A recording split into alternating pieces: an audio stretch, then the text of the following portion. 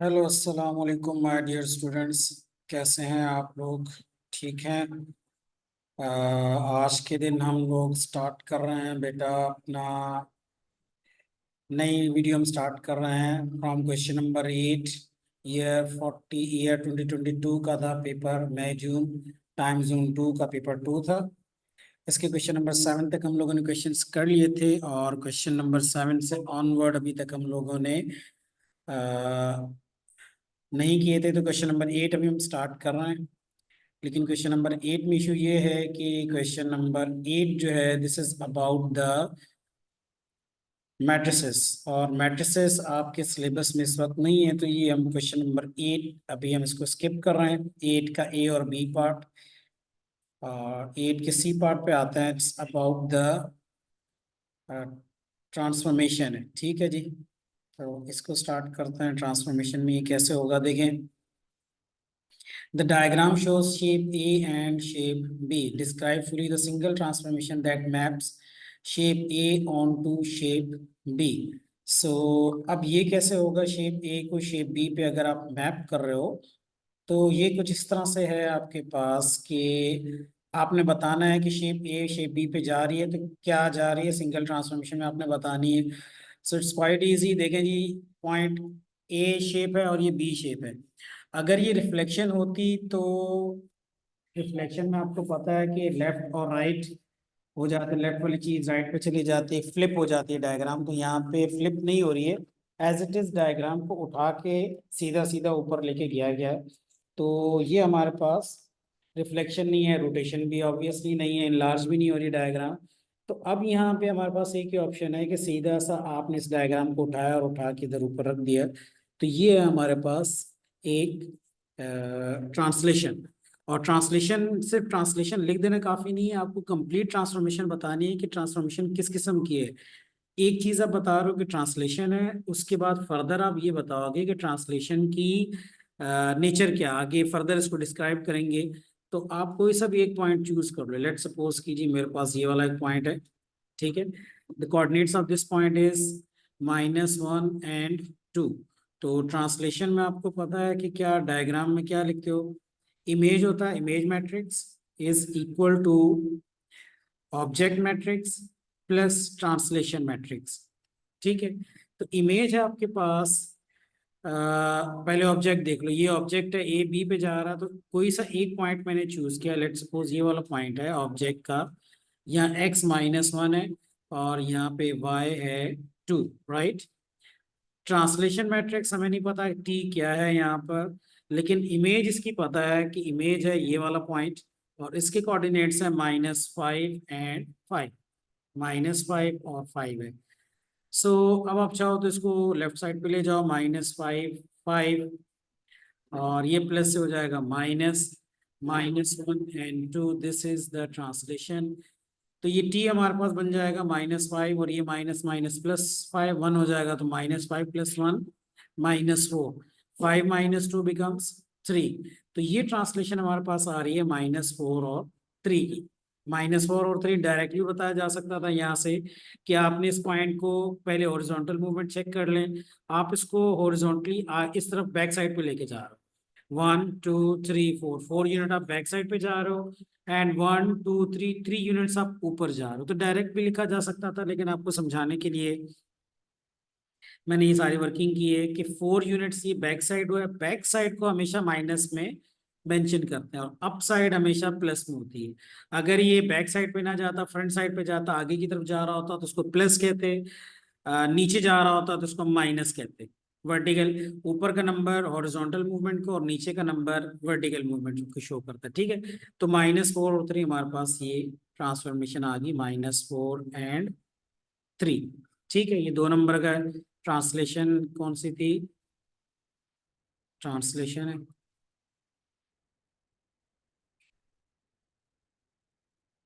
Next है the transformation represented by the matrix -2 0 0 -2 maps shape A onto shape C। ठीक है ना, shape A जो है उसको शेप C पे ले जाएंगे, -2 और फिर उस पे। तो अब इसको ड्रॉ एंड लेबल C। अब आपने लेबल C करना है। अब आप जरा ये देखो कि ये जो पॉइंट्स हैं आपके पास, क्या क्या पॉइंट्स हैं जी? पॉइंट ए की अगर आप इन पॉइंट्स की बात करें तो अब अगर मैं यहाँ से ये सारी वर्किंग इरेज कर दूं तो ये देखें जी जरा, इसको मैं वर्किंग को इरेज कर रहा हूँ।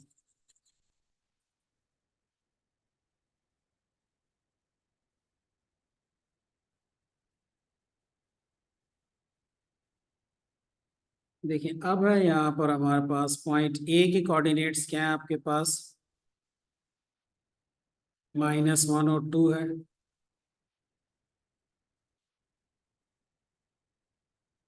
फिर है -1 और 2 है, फिर है ये हमारे पास 0 और 1, फिर है 2 और 1, उसके बाद है 2 और 2। ठीक है, ये इमेज है हमारे आपके पास। अच्छा इस इमेज है, अच्छा ये सॉरी ऑब्जेक्ट है, ये बार बार इमेज कर, ये ऑब्जेक्ट है। और जो आपका ट्रांसफॉर्मेशन मैट्रिक्स है वो उन्होंने गिवन है -2 0 0 एंड -2। ठीक है, इसको मल्टीप्लाई कर देना है अपने इससे, -1 और 2, 0 एंड 1, 2 एंड 2, सॉरी 2 एंड 1,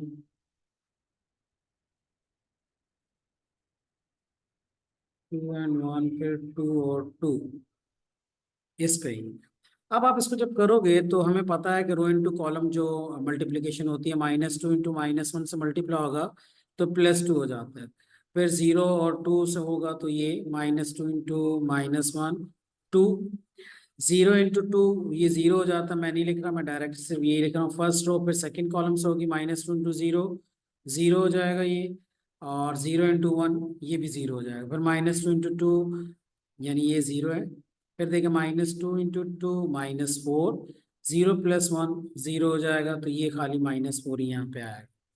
-2 फिर 2 से मल्टीप्लाई होगा, -2 इंटू 2 -4, और 0 जब किसी से मल्टीप्लाई होता है तो 0 हो जाएगा, तो ये -4 यहाँ पे आ गया।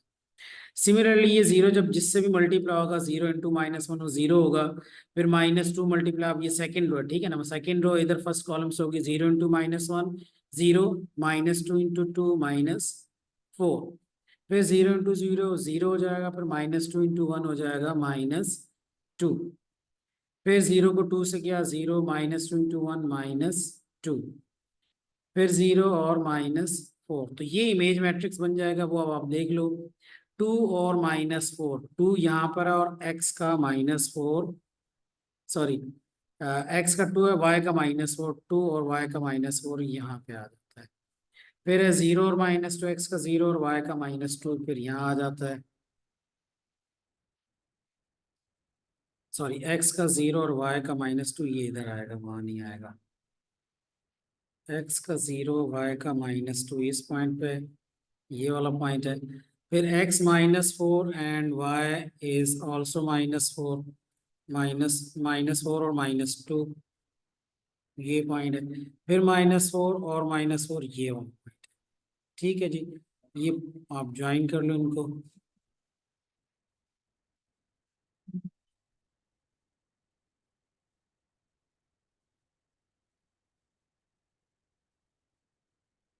तो ये आपको नजर आ रही है, इनलार्जमेंट हो रही है, ठीक है, शेप इनलार्ज हो रही है, और वो उसका स्केल फैक्टर था। क्लियर है? आगे चलें, इसके बाद इसको कॉपी कर लें आप लोग। अच्छा जी, उसके बाद ड्रा एंड लेबल सी, वो आपने लेबल कर दिए, ठीक है। क्वेश्चन नंबर 9 पे आ जाए। क्वेश्चन नंबर 9 है, P Q is a vertical pole, P Q is a vertical pole, a rope is attached from the top of the pole P to a point on the ground R, right? Ground R से इसको attach है।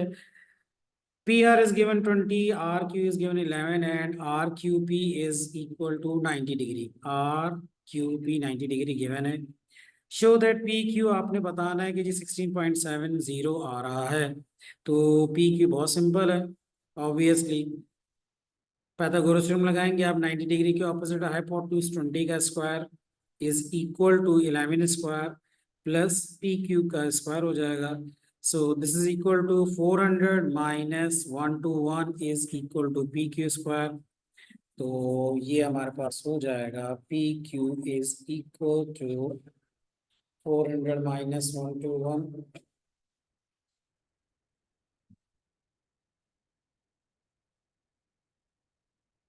Give me a minute, मैं अपने calculator पे कर रहा हूँ। 400 minus 121, this is 279। ठीक है, 279 का आप अंडर रूट निकाल लोगे। So under root 279 is 16.7। Exactly वही चीज आ रही है, 16.703 बन रहा है, तो 3 को आप राउंड ऑफ करोगे तो 0 पे कोई इफेक्ट नहीं आता है। चलें जी, उसके बाद नेक्स्ट पे चलते हैं हम लोग। ये हो गया हमारे पास क्वेश्चन नंबर 9 का पार्ट ए, 2 मार्क्स का था। नेक्स्ट पे आ जाए। नेक्स्ट है हमारे पास a second rope is attached from P to a point S। ठीक है, PQS गिवन है यहाँ पर, PQNX आ गया 90 डिग्री, RS आपके पास 30।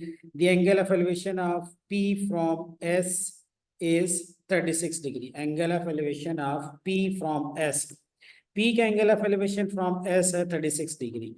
अच्छा, अगर P का angle of elevation from S 36 degree है तो ये चीज वो पूछ रहा है। ठीक है, अब ये 3 dimensional diagram 36 degree, calculate R Q S. अब ये एक मैंने ऑलरेडी वीडियो अपलोड की है रिगार्डिंग द 3 डायमेंशनल ट्रिग्नोमेट्री, तो ये भी वही चीज़ है। ये भी 3 ट्रिग्नोमेट्री का क्वेश्चन है, तो उसको देख लें यहाँ पे। आर क्यू एस आपने फाइंड करना, आर क्यू एस, सॉरी ये वाला एंगल है। सो इस एंगल को आपने कैलकुलेट करना। आर क्यू एस कितने मार्क्स का क्वेश्चन है ये? 5 मार्क्स का क्वेश्चन है। चलो, आरक्यूएस कैलकुलेट करने के लिए ऑब्वियसली आरक्यूएस आपके पास कौन सी शेप है? अगर हम यहाँ से देखें, यहाँ second row P Q S given है 90 डिग्री। अच्छा, ये कहीं से भी गिवन नहीं है कि ये वाला एंगल आपके पास 90 डिग्री है। ठीक है ना, ये 90 डिग्री नहीं है, हमें नहीं मालूम है। दो साइड इसकी गिवन है, एक 11 है और एक 30 है। अच्छा, एक 11 यहाँ पर गिवन है। अच्छा, अब डायग्राम के अंदर, बिकॉज अगर मैं आर क्यू एस डायग्राम की बात करूं तो आर क्यू एस डायग्राम हमारे पास एक राइट एंगल ट्राइंगल नहीं है। ठीक है ना, अब अगर ये राइट एंगल ट्राइंगल नहीं है तो पहली बात तो एक राइट एंगल ट्राइंगल क्यों नहीं है? क्योंकि हमें गिवन नहीं है यहाँ पर। हम नहीं कह सकते कि राइट एंगल है या नहीं है, हो भी सकती है नहीं भी हो सकती है, हमारे पास कोई प्रूफ नहीं है। तो अगर नहीं है तो अब हम खुद से एज्यूम नहीं कर सकते कि राइट एंगल है। तो हम यहाँ पे देखेंगे, अगर ये 11 है और ये एक साइड गिवन है 30, तो पहले तो हम इस साइड को, जो कि क्यू एस साइड है, वो आपने कैलकुलेट करनी है। तो डायरेक्ट इसको कैलकुलेट किया नहीं जा सकता, इसको आप इनडायरेक्टली कैलकुलेट करेंगे। देखें, अगर क्यू एस साइड जिस ट्राइंगल में है वो पी क्यू एस ट्राइंगल में, P Q S is a right angle triangle है, P Q N S given भी है 90 डिग्री, तो ये राइट एंगल ट्राइंगल है। इस ट्राइंगल में हमारे पास सिर्फ एंगल गिवन है 36 डिग्री, बाकी इस ट्राइंगल की कोई भी साइड गिवन नहीं है। अच्छा, अगर हम कोई एक साइड फाइंड कर लें, फर्स्ट करो ये वाली साइड ही फाइंड कर लें क्योंकि कॉमन है, दूसरी ट्राइंगल में भी आ रही है। तो इसके अंदर एक साइड गिवन है 20, एक साइड गिवन है 11, तो इसके अंदर से फाइंड हो सकती है, वो भी राइट एंगल ट्राइंगल ही है। तो वो हम फाइंड करते हैं इन ट्राइंगल में। पहले यहाँ लिख रहा हूँ आपके रेफरेंस के लिए, इन ट्राइंगल पी आर क्यू, हम पी आर क्यू ट्राइंगल में जाएंगे सबसे पहले। सो इसके अंदर देखेंगे अकॉर्डिंग टू पाइथागोरस थ्योरम क्या हो जाता है, 20 का square is equal to 11 square plus P Q का स्क्वायर। पाइथागोरस थ्योरम मालूम है ना आपको, मैं यहाँ पे लिख देता हूँ। पाइथागोरस थ्योरम पेपर देने आया हो तो ये तो पता होगा ना, हाइपोटेन्यूज का square mean hypotenuse square is equal to base का स्क्वायर प्लस परपेंडिकुलर का स्क्वायर। ठीक है, सो अभी देखें इसमें 400 अगेन, ये पी क्यू वही आ गया जो ऊपर हमने फाइंड किया हुआ था। ठीक है, सॉरी हमें डायरेक्ट करने की जरूरत ही नहीं थी, पी क्यू इधर गिवन था 16.703 ऑलरेडी गिवन है। तो अगर ये ऑलरेडी गिवन है तो ये तो खैर वर्किंग करने की जरूरत ही नहीं थी बहरहाल। चलें, अब हम, अगर ये ऑलरेडी गिवन है, हमने ये पार्ट में फाइंड किया है, तो अब हमारा काम और आसान हो गया। अब हमने ट्राइंगल जो देखनी है वो है triangle P Q S. P Q S triangle में आ जाए जी, पी क्यू एन एस। अच्छा, पी क्यू एस ट्राइंगल के अंदर अगर हम देखें, in triangle P Q N S, इस ट्राइंगल में अगर आप देखो तो राइट एंगल ट्राइंगल है, 90 डिग्री ऑलरेडी गिवन है, एक एंगल गिवन है और एक साइड गिवन है, तो आप ये वाली साइड फाइंड कर लोगे। अकॉर्डिंग टू दिस एंगल ये इसकी ऑपोजिट साइड है जिसको परपेंडिकुलर कहते हैं, और ये एडजेसेंट साइड है मीन बेस। तो ऑपोजिट और एडजेसेंट में रिलेशन होता है सीधा सीधा tan का। तो मैं यहाँ लिखूंगा tan 36 degree is equal to PQ which is 16.70 upon QS जो कि हमें फाइंड करना है। तो अब हम यहाँ पे देखेंगे कि QS इधर आ गया, 16.70 डिवाइडेड बाय tan 36 क्या बन जाएगा? 16.70 डिवाइडेड बाय tan 36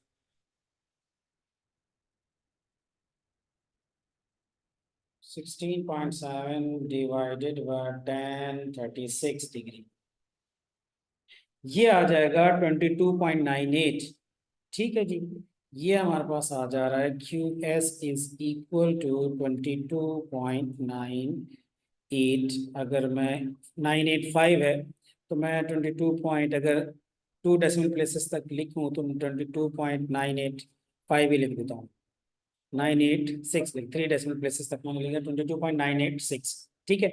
सो अगर ये मेरे पास आ गया 22.986, तो अब मेरे पास ये बहुत इजी हो जाता है। जो चीज़ मैंने फाइंड की है दैट इज 22.986। ओके जी, अब आपके पास काम आसान है। अगर जो एंगल आपने कैलकुलेट करना है, ये मैंने अपनी उस वीडियो में बताया, ट्रिग्नोमेट्री वाली वीडियो के अंदर, जिस एंगल को आपने फाइंड करना है, आपने क्यू एंगल फाइंड करना है, तो उसके ऑपोजिट साइड को आप सब्जेक्ट बना, जिस एंगल को फाइंड करना उसके ऑपोजिट साइड को आपने सब्जेक्ट बना लिया।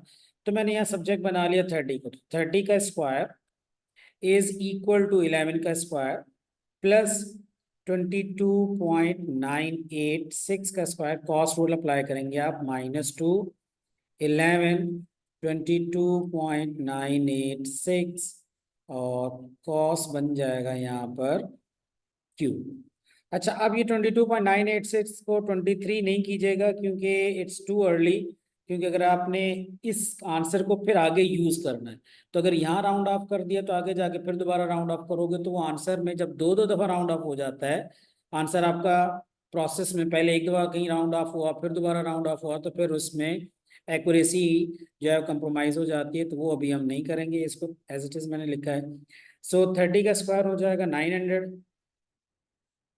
सो यहाँ पे 900 है, -11 का स्क्वायर है, -22.986 का स्क्वायर इज इक्वल टू 11 टू ज़ा 22, और 22 को अगर मल्टीप्लाई कर दें 22.986 से तो ये बन जाएगा -505.69 कॉस क्यू। अच्छा, अब 900 में से आपने माइनस करना है 121 11 का स्क्वायर, फिर आपने माइनस करना है इसमें से 22.986 का स्क्वायर, तो ये चीज़ बन जाती है जी 250। ये 250 है, और वहाँ से इस वैल्यू को भी आप नीचे भेज दें -505.69, ये हो जाएगा कॉस क्यू। तो 250 इसको अगर मैं डिवाइड कर दूँ जी 250.505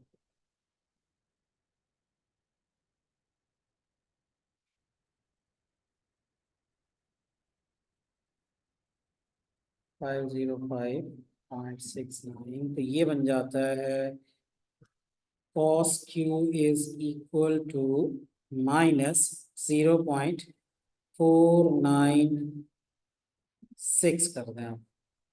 ठीक है, और ये अब आप जब इसका इन्वर्स निकालेंगे तो cos इन्वर्स करें, cos इन्वर्स बन जाता है जी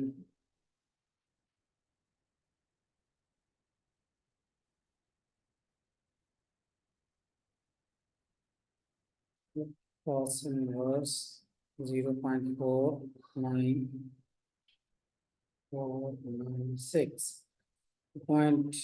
अच्छा, ये माइनस में है तो डायरेक्ट आप माइनस लगा दें इसके अंदर।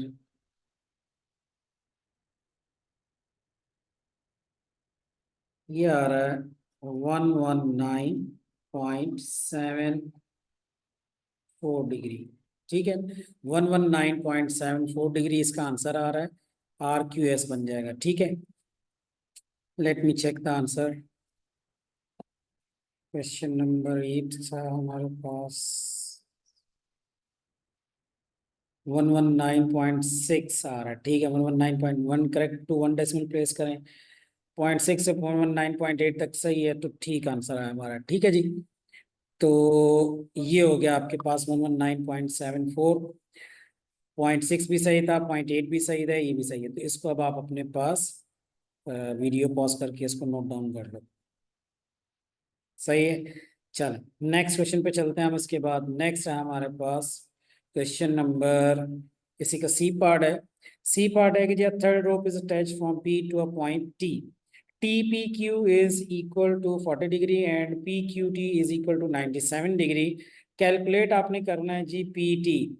तो पी टी कैलकुलेट करना है तो सिंपल सी चीज़ है, पी टी अपॉन ये वाला एंगल हो जाएगा, और ये पहले तो थर्ड एंगल आप ये वाला कैलकुलेट कर लो जो मिसिंग है डायग्राम के अंदर।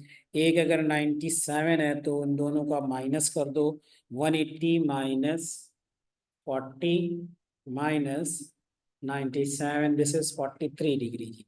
ये आ गया जी 43 डिग्री आपके पास ना। अब अगर ये साइड आ गया 43 डिग्री तो कैलकुलेट करना है P T. So according to sine rule मैं यहाँ पे लिख रहा हूँ, according to sine rule, using sine rule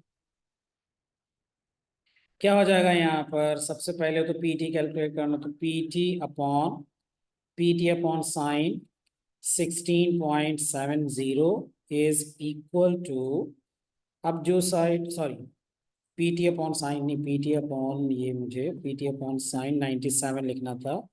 so P T upon sine 97 degree is equal to 16.70 जो साइड गिवन है वो upon sine 43 degree. I hope कि आपको साइन रूल आता होगा, अगर नहीं आ रहा है तो ट्रिग्नोमेट्री वाले सेक्शन के अंदर मैंने ये इसको एक्सप्लेन किया है, साइन रूल भी कॉस रूल भी, तो वो आप जाके वहां से देख सकते हैं।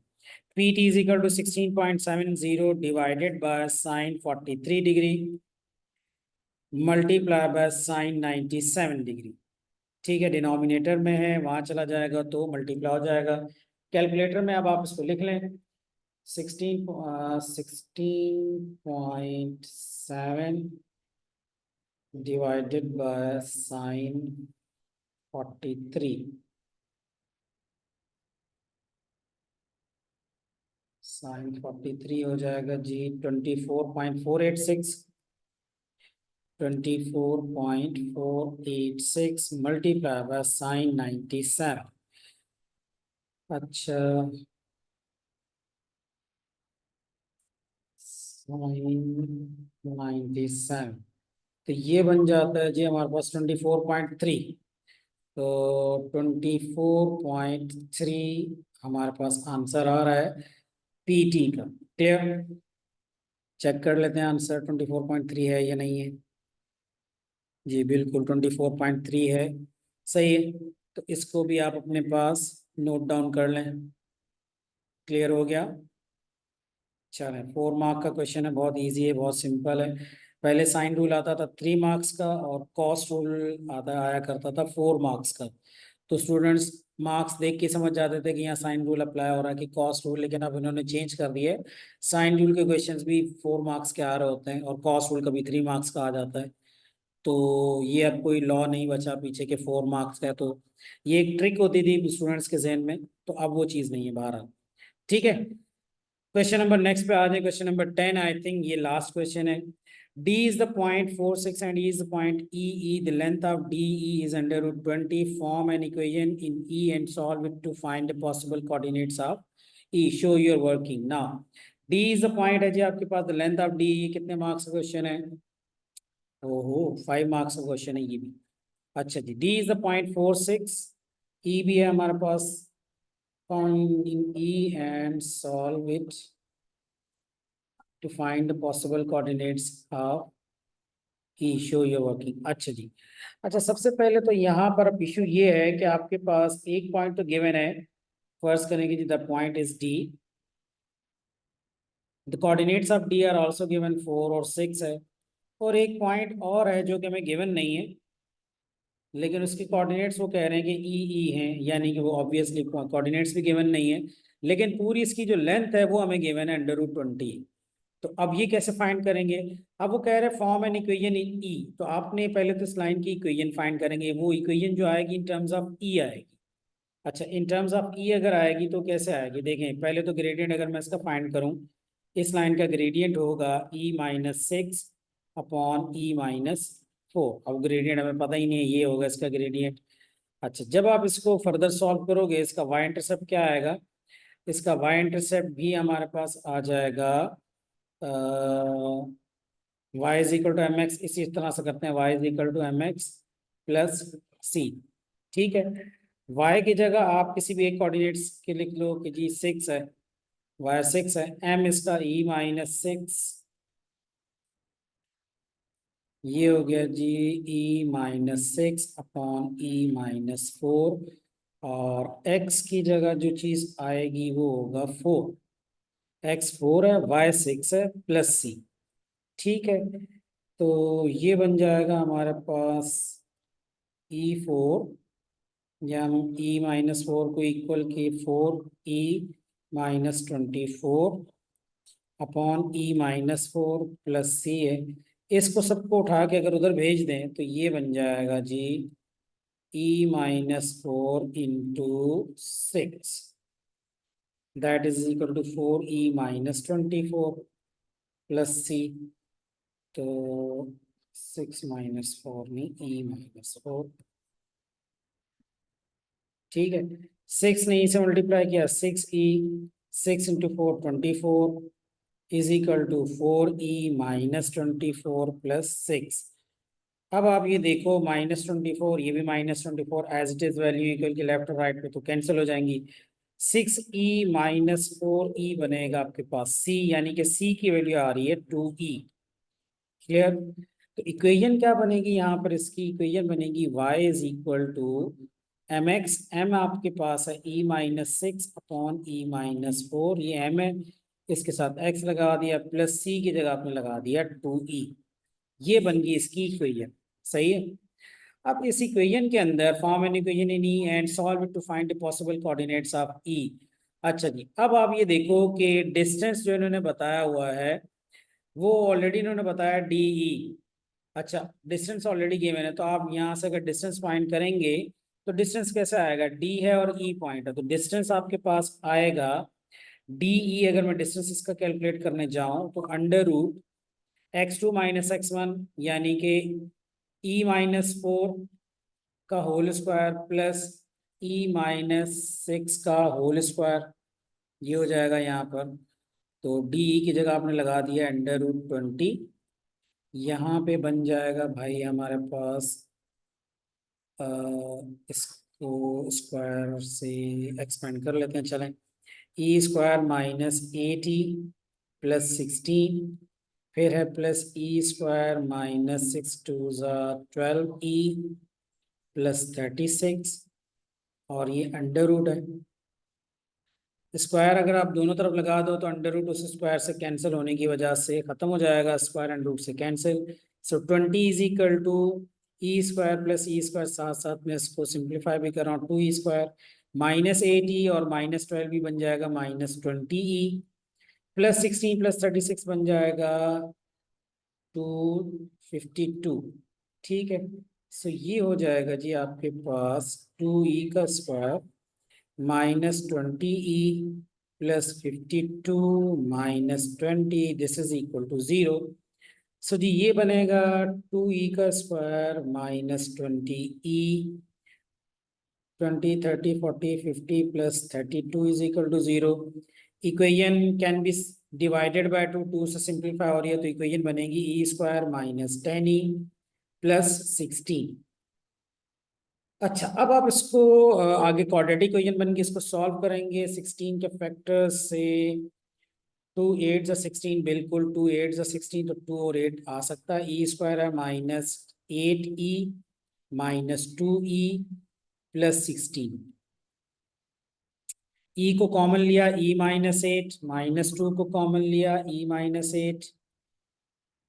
सो दो फैक्टर हमारे पास बन रहे हैं भाई, एक हो गया E-2 एंड E-8।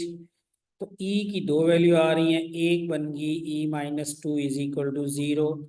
अब आगे का काम तो बहुत इजी है, E-8 इज इक्वल, E की एक वैल्यू है 2 और एक वैल्यू है E की 8। ठीक है जी, दो वैल्यूज होगी 2 और 8। तो अब वो कह रहे हैं कि यहाँ पे ई है, तो अब जाहिर ई की दो पॉसिबल वैल्यूज हैं, तो एक हो जाएगी 2 2 और एक हो जाएगी 8 8।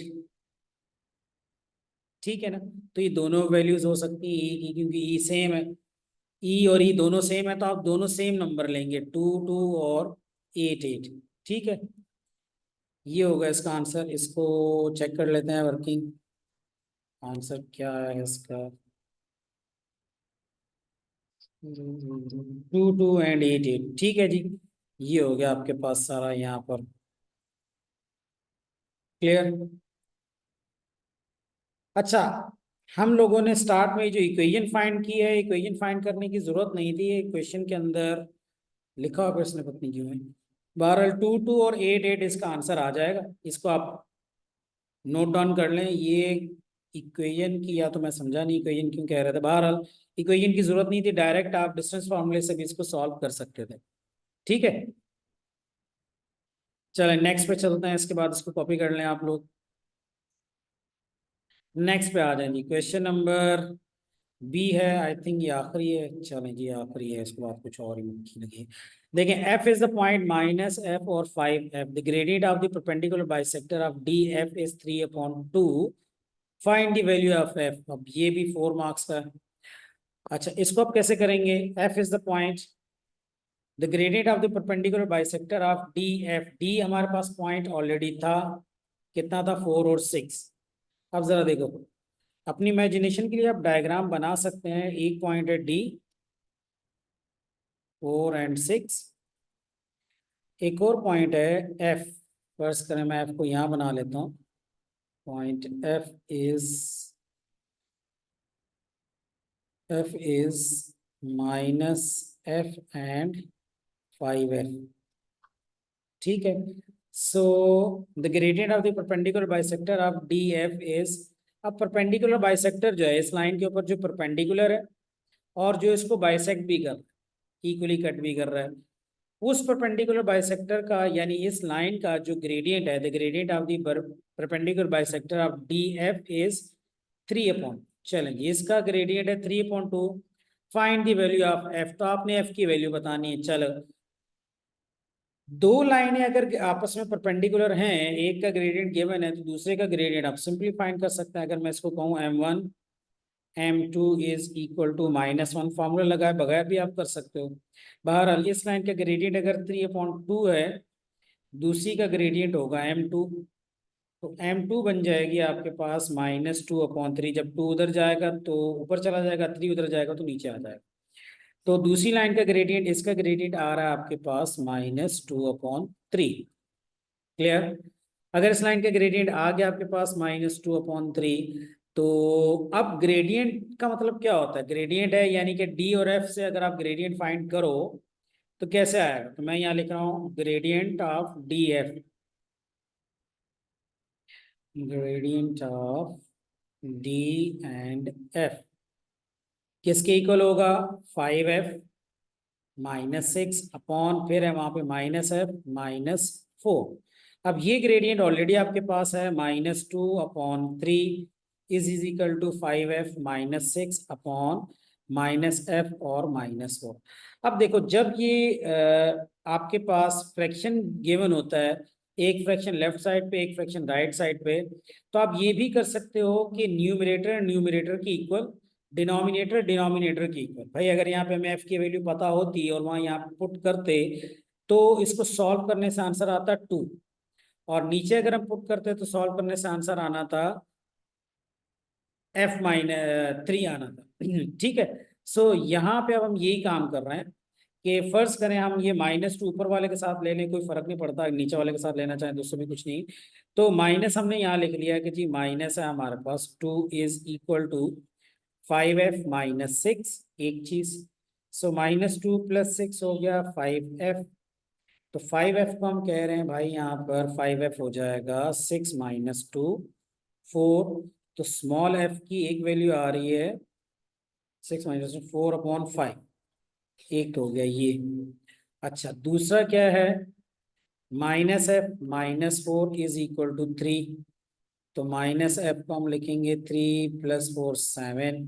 चलिए f की दो value, find the value of f आया। सो एक minute, -f and 5f gradient है इसका 3 + 4 7 हो जाएगा। f की एक वैल्यू आ रही है माइनस, f की एक ही वैल्यू आएगी, दो नहीं आएंगी। आई थिंक ये माइनस वाला जो है ना इसमें मसला है। तो -2/3 है।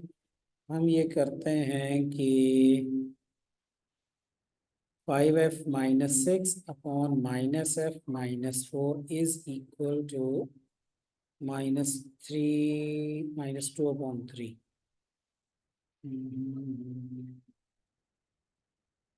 अच्छा इसको एक और मेथड से करते हैं, देखो अभी सॉल्व हुआ नहीं। माइनस के इशू को हम यहाँ पे रिजॉल्व करते हैं। माइनस के इशू को कैसे रिजॉल्व करना, ये इस क्वेश्चन के अंदर ट्विस्ट था। देखो इस क्वेश्चन के अंदर यही ट्विस्ट था। देखो एक तो आप ये देखो कि f की एक वैल्यू आएगी, यहाँ लिखा है find the value of f, f की दो वैल्यूज नहीं आएंगी। तो यहाँ पे मुझे डाउट हो रहा था माइनस में, देर बहरहाल। तो -2/3 है। हम माइनस के इशू को हम इस तरह से खत्म करते हैं कि नीचे से हम माइनस कॉमन ले लेते हैं। नीचे से माइनस कॉमन किस तरह से ले, माइनस हमने कॉमन ले लिया तो f + 4 हो गए यहाँ पर। ठीक है, अब ये वाला माइनस इस वाले माइनस से हो गया कैंसिल, क्योंकि माइनस होता है एज अ होल पूरे फ्रैक्शन के ऊपर होता है, तो माइनस माइनस कैंसिल हो गया।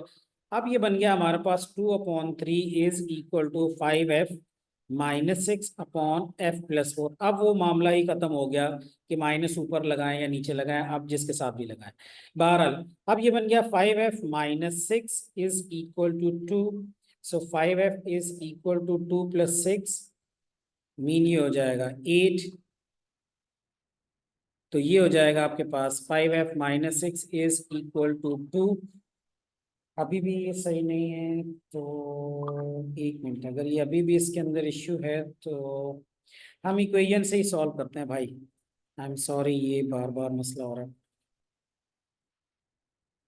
क्योंकि दोनों में f की वैल्यू मुझे गलत आती नज़र आ रही है। तो आप इसको माइनस माइनस कैंसिल करने के बाद भी इसको इस तरह से सॉल्व कर सकते हैं। इसको इधर ले जाएं, इसको यहाँ पे ले जाएं। सो 2 × f + 4 ये आ जाएगा और 3 × 5f - 6 ये आ जाएगा। Clear. So 2f + 8 is equal to 15f - 18। So 2f को उधर भेज देंगे हम। 8 + 18 is equal to 15f - 2f। तो 15 - 2 हो जाता है 13f और 8 + 18 हो जाता है 26। सो 26/13। तो भाई ये वैल्यू होगी 13, 2 × 26। एफ की वैल्यू आ रही है 2, सही है, एफ की वैल्यू 2 होगी। तो ए की वैल्यू होनी चाहिए, अब दो दो नहीं आनी चाहिए क्योंकि ऊपर वाले की अलग और नीचे वाले की अलग आ रही थी। सो हमें इस मेथड से करना है, चेक कर लेते हैं आंसर। तो सही है, 12 2 है। ठीक है, तो ये हो जाएगा आपके पास, कॉपी कर लें इस क्वेश्चन को, f = 2। सही है, नेक्स्ट पे चलें। चलो जी नेक्स्ट पे आ जाए। नेक्स्ट है हमारे पास the equation of the perpendicular bisector of DF is this. ये इक्वेशन गिवन है परपेंडिकुलर बाइसेक्टर की, वो थी 3x 2y = 3x + k। Find the value of k। चलें, अब f की वैल्यू आपके पास आ गई है 2। तो पहले जैसे जैसे क्वेश्चन सॉल्व होता जाए ना तो आप वैसे वैसे इसको जरा सा अपने पास क्लियर करते रहा करें। d है और f है। d के कोऑर्डिनेट्स हैं हमारे पास, d इज 4 6 और f है हमारे पास -f। -f का मतलब हो गया -2 एंड 5f का मतलब हो गया 5 2 10। 2 और -2 और 10। ठीक है जी। सो यहाँ पे find the value of k है, जो इसके ऊपर परपेंडिकुलर बाइसेक्टर है वो ये चीज़ है। इसकी इक्वेशन ऑलरेडी गिवन है, इसकी इक्वेशन है 2y is equal to 3x plus के। सही है। अब आपको फाइंड करना है यहाँ पे के की वैल्यू बतानी है जी। के की वैल्यू क्या है? देखो डी एफ का मिडल पॉइंट, क्योंकि परपेंडिकुलर बाइसेक्टर है तो बाइसेक्टर का मतलब होता है मिडल से गुजर रहा है, बाइसेक्ट भी कर रहा है उसको, तो ये इसका मिडल पॉइंट है एम। तो हम पहले इसका मिडल पॉइंट फाइंड करते हैं। मिडल पॉइंट क्या है इसका? मिड पॉइंट इसका एम है। 4 प्लस कर दें इसके अंदर -2/2, फिर है जी 6 प्लस 10/2, तो प्लस माइनस माइनस हो जाएगा, 4 - 2 बनेगा 2/2, और 6 + 2 16/2, तो ये हो गया जी 1 और 8। ठीक है, तो ये जो मिड पॉइंट है इसका, इसके कोऑर्डिनेट है 1 और 8। मिड पॉइंट बेसिकली इस लाइन के ऊपर है। जब आपको किसी भी लाइन के ऊपर कोई एक पॉइंट मिल जाता है तो उस एक पॉइंट के कोऑर्डिनेट अगर आप इस इक्वेशन में डाल देंगे तो आपको कॉरस्पॉन्डिंग वैल्यू के की मालूम हो जाएगी। तो हम यहाँ पे कॉरस्पॉन्डिंग वैल्यू डाल रहे हैं। फर्स्ट करेंगे जी, हम y की जगह डाल देते हैं 1, तो 2y is equal to 3x plus के है। अब ये जो पॉइंट आपको इस लाइन के ऊपर कोई भी एक पॉइंट मिल जाए, उस पॉइंट की कोऑर्डिनेट आप डाल दें यहाँ पर। y की जगह 8, x की जगह 1 प्लस के, तो 2 8 जो 16 -3, 3 1 3 होगा, उसको इधर भेज देंगे, तो के का आंसर आ जाएगा जी 16 - 3 मीन 30। सही है, तो ये आ गया के। इसको आप नोट कर लें। आंसर भी हम इसका चेक कर लेते हैं।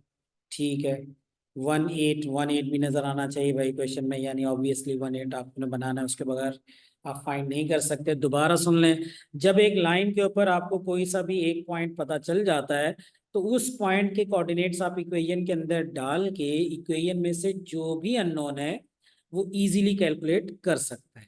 सही है, समझ में आ गई बात यहाँ तक? तो इसके साथ ही हमारा वीडियो कंप्लीट हो रही है। ये इस साल का पेपर हमारा पूरा कंप्लीट हो गया। ठीक है, ओके जी, अल्लाह हाफिज।